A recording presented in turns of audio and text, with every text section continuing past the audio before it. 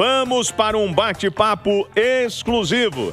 A semana começa com as repercussões dos protestos pró-anistia e a expectativa para o recomeço do julgamento do ex-presidente Jair Bolsonaro.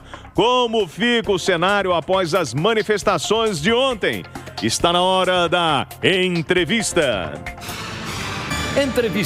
E eu aproveito e aciono Mardélio Couto, nosso repórter que está em São Paulo, estreando hoje lá em São Paulo. Mardélio, muito boa tarde.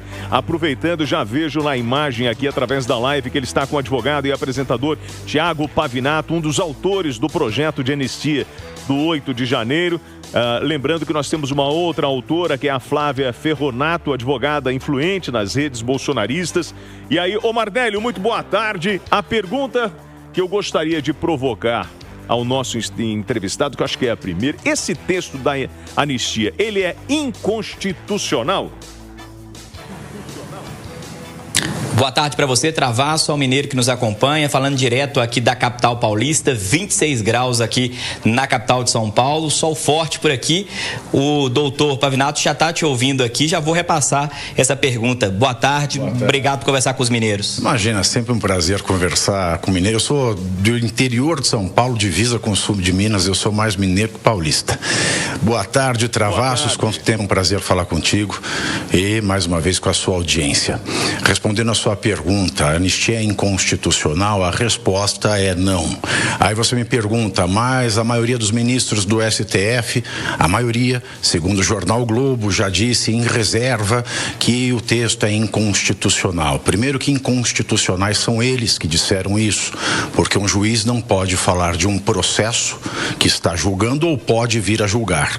Muito menos ele pode falar de um processo que sequer existe, porque não existe sequer um projeto de anistia protocolado, oficializado. E mesmo que ele passe para que o STF possa dizer alguma coisa, ele precisa esperar ser acionado por algum partido da base do governo Lula, se for o caso, porque pode ser que nem seja acionado e o Supremo Tribunal Federal nada pode fazer, se ele não for provocado por uma das entidades, entre elas os partidos políticos, que estão habilitadas a promover uma ação direta de inconstitucionalidade. Isso quanto à forma. Agora, quanto ao conteúdo, seria inconstitucional uma anistia para os crimes que estão condenando, processando e fazendo com que tanta gente seja investigado? A resposta também é não. Duas vezes não. Não é inconstitucional pela forma, não é inconstitucional pelo conteúdo. A Constituição brasileira, no seu artigo 5º, se é que nós temos ainda uma Constituição, ela trata do tema anistia, graça e indulto no inciso 43. Inciso 43 do artigo 5º, ele diz que os crimes ou os criminosos que cometeram esses atos considerados crimes podem ser beneficiados, sim, por graça, anistia ou indulto. A graça é algo que o presidente dá a uma pessoa determinada, o indulto é o que o presidente dá a uma classe de pessoas indeterminadas, mas determináveis pelos critérios que ele dá, como satisfatórios para receberem o perdão. Então, graça é favor, indulto é perdão, anistia é esquecimento. Tanto que quem dá a anistia é o Congresso Nacional. O artigo 48 da Constituição dá ao Congresso Nacional a legitimidade exclusiva, privativa, para tratar de anistia. Então, volto ao artigo 5º, inciso 43 da Constituição. Ela diz que ela reconhece a graça, o indulto e a anistia, só não permite que a graça, o indulto ou a anistia beneficie pessoas que estão respondendo a processos ou tenham sido condenadas pelos seguintes crimes: tráfico de drogas, tortura, terrorismo e os crimes hediondos. Quais são os crimes hediondos? São os crimes que a lei de crimes hediondos trata como crimes hediondos. Por exemplo, o homicídio qualificado ou o estupro. A lei de crimes hediondos, ela faz uma lista com os crimes que existem ali no Código Penal, dizendo, olha, estes aqui são hediondos, portanto, estes não podem ser anistiados, indultados, nem os seus condenados receberem a graça do presidente. Não está na lei de crimes hediondos, os crimes do artigo 359, que são os chamados crimes contra o Estado Democrático de Direito. Então ele não é crime de hediondo, não é terrorismo, porque ou é terrorismo ou é crime contra o Estado Democrático de Direito, ou é tráfico de drogas, ou é tortura, e nenhum processo está seguindo por aí. Pavinato, desculpa te interromper e peço licença ao Mardélio antes dele fazer a pergunta dele, porque assim, o que a gente está falando e é o que alguns defendem, que na verdade, você não pode dar anistia para aqueles que cometeram um crime contra a democracia. E aí? Porque quem diz isso, quem tem que dizer isso é a lei, Travasso. Quem tem que dizer isso é a Constituição. E a Constituição, ela diz que não se pode dar anistia para tráfico de drogas, tortura, terrorismo e crime hediondo. É o que a Constituição diz. Tanto a própria Constituição exclui crimes contra o Estado Democrático de Direito, que no inciso 44, ou seja, logo na sequência do inciso 43 do artigo 5º, onde ela fala que só não pode receber anistia tortura, tráfico de drogas, crime hediondo e terrorismo, ela trata dos crimes contra o Estado Democrático de Direito. Ela diz que esses crimes, eles são inafiançáveis, que esses crimes são imprescritíveis, mas eles são passíveis de anistia. Então, é a própria Constituição que diz. Não é a minha opinião, Travassos. Não é a opinião do bolsonarismo, não é a opinião da direita, não é a opinião do povo, não é a opinião de ninguém. É o que está escrito na Constituição. É só isso. Agora, a mídia consorciado e o próprio STF começaram um jogo maldoso de palavras desde o começo desse processo, ao tratar os crimes contra o Estado Democrático de Direito como crimes antidemocráticos. Este é o perigo. Porque quando se negou ao Daniel Silveira o indulto, aquele fez jus, o indulto natalino do Lula do ano passado, disse: o indulto não pode alcançar crimes contra a democracia, crimes antidemocráticos. E agora é o mesmo que se diz: a anistia não pode beneficiar crimes antidemocráticos. Mas eu lhe pergunto, Travasso, você já viu algum estupro democrático? Você já viu algum homicídio democrático? Você já viu algum estelionato democrático? Não! Todo crime é antidemocrático. Sim. O crime só é crime porque a ordem democrática estabeleceu na lei que aqueles atos são criminosos. Portanto, quem os comete, comete um ato antidemocrático. Porque o crime é produto da democracia. Desculpa te interromper, porque o Mardélio Couto chegou já acompanhando as manifestações em São Paulo. E eu sei que o Mardélio tem algumas provocações para você aí. Mardélio, a palavra é sua.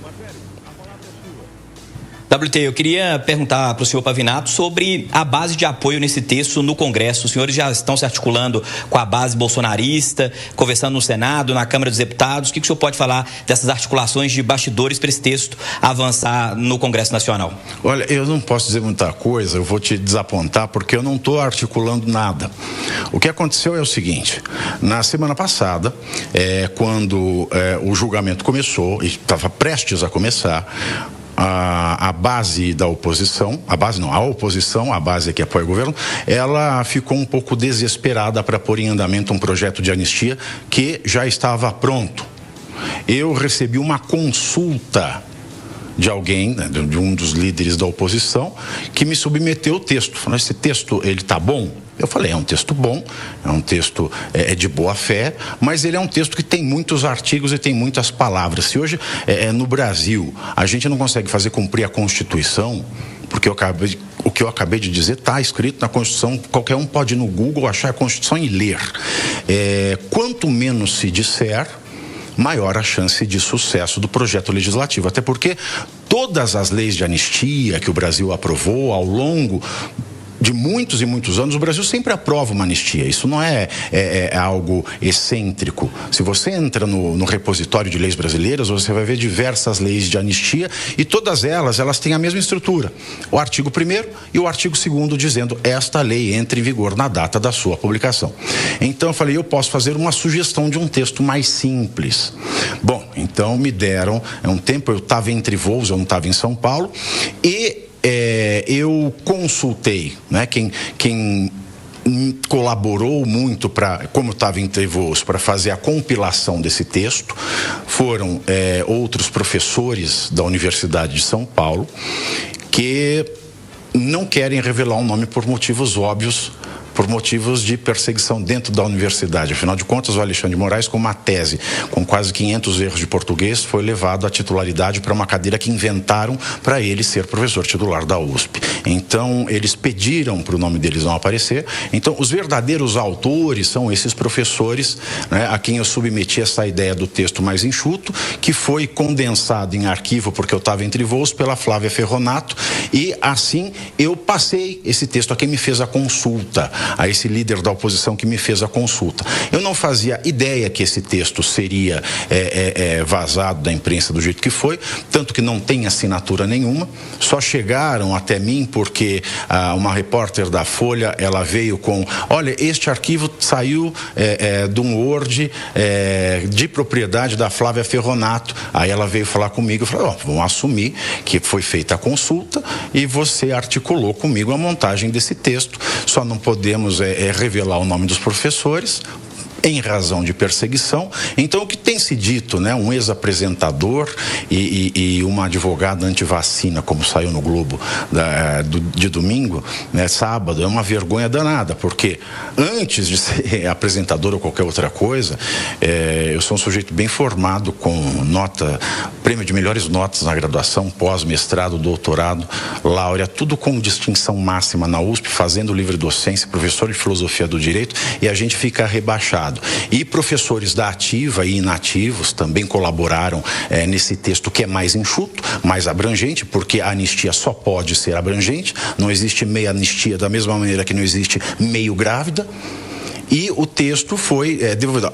Eu disse, achamos que esse texto, ele é juridicamente viável, até porque ele contempla a questão da elegibilidade com base numa anistia que foi dada em 95, que tirou da inelegibilidade vários políticos de 94. Bom, vamos Sim, lá. Travassos. Eu quero aproveitar, então, porque a gente já está aí no adiantar da hora. Me tira uma dúvida, Pavinato, você ajudou no texto e tal, você está acompanhando os bastidores disso? Bom, próximo passo. Bastidores eu não estou acompanhando.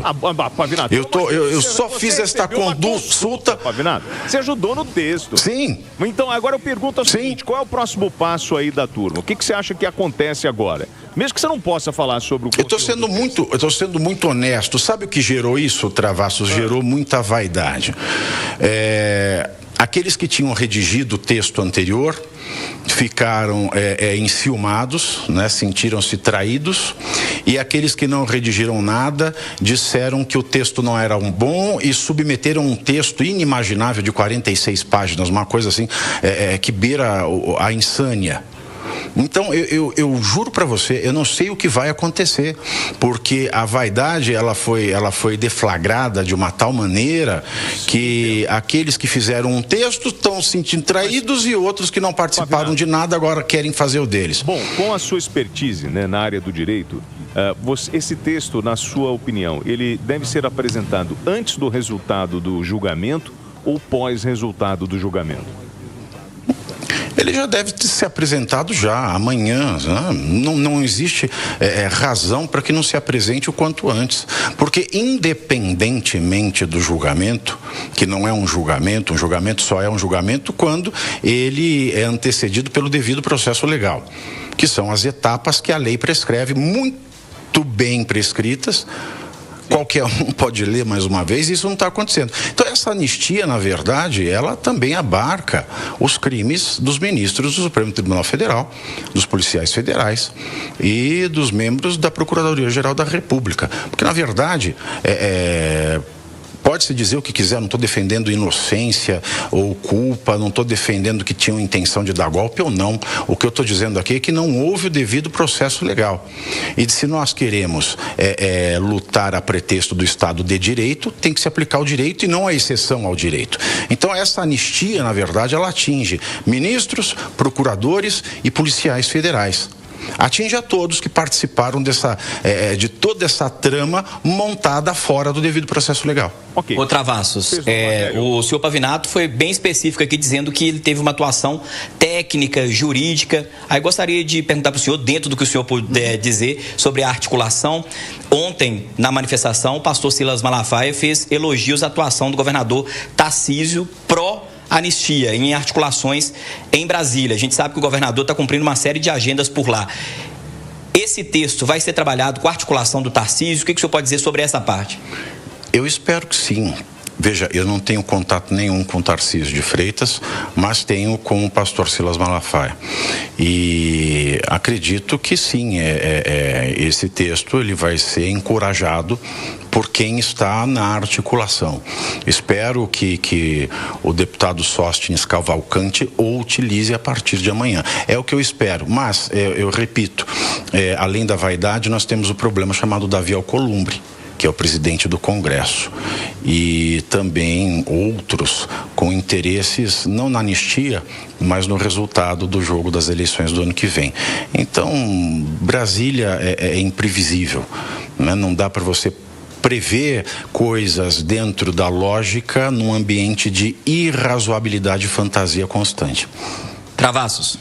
Queria agradecer a tua presença aqui, né? Nós conversamos com o apresentador, né, advogado, o nosso querido Tiago Pavinato, ele que é um dos autores do projeto de anistia do Rio de Janeiro, um dos projetos, né? Eu queria agradecer a confiança, a gentileza de conversar com a Itatiaia, de ter atendido aí o Mardélio Couto em São Paulo, que eu aproveito também, cumprimento o Mardélio por essa nova jornada na vida dele, começando aí na cidade de São Paulo, no estado de São Paulo. Então, Pavinato, obrigado aí pela gentileza da entrevista, muito bom rever o amigo.